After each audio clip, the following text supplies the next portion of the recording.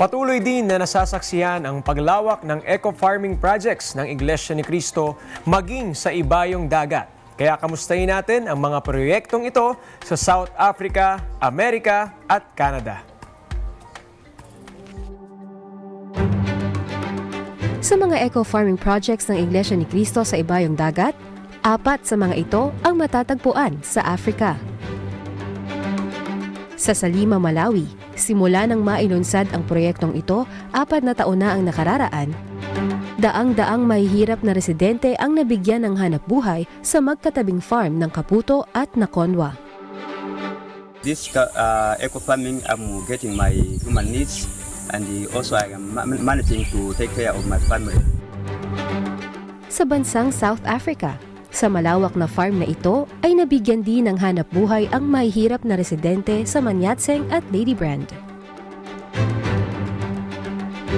I'm the one who is putting the food on the table. I can provide everything for them from now on because of EcoFarm. I'm so thankful and I'm so grateful for the church. I am thankful and grateful for the EcoFarm and the church for the way they changed our lives. I also get to help at home. Patuloy ring nakapagbibigay ng tulong sa mga mamamayan dito ang livelihood project na ibinigay para sa mga taga Petersburg. Eco-farming, he give me so many knowledges.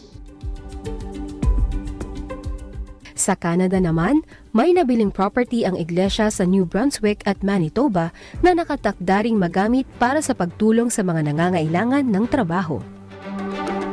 Sa Estados Unidos ng Amerika, malaki ang pasasalamat ng mga nabigyan at natulungan ng proyektong ito ng Iglesia ni Cristo. Me hinqué dando gracias a Dios por haberme dado esta oportunidad de estar aquí. Porque todos los días oraba porque me dieron una oportunidad. ¿Por qué? Pero yo agradezco mucho a Dios el haberme dado esta oportunidad y sé que por algo me puso aquí, trajo a este lugar.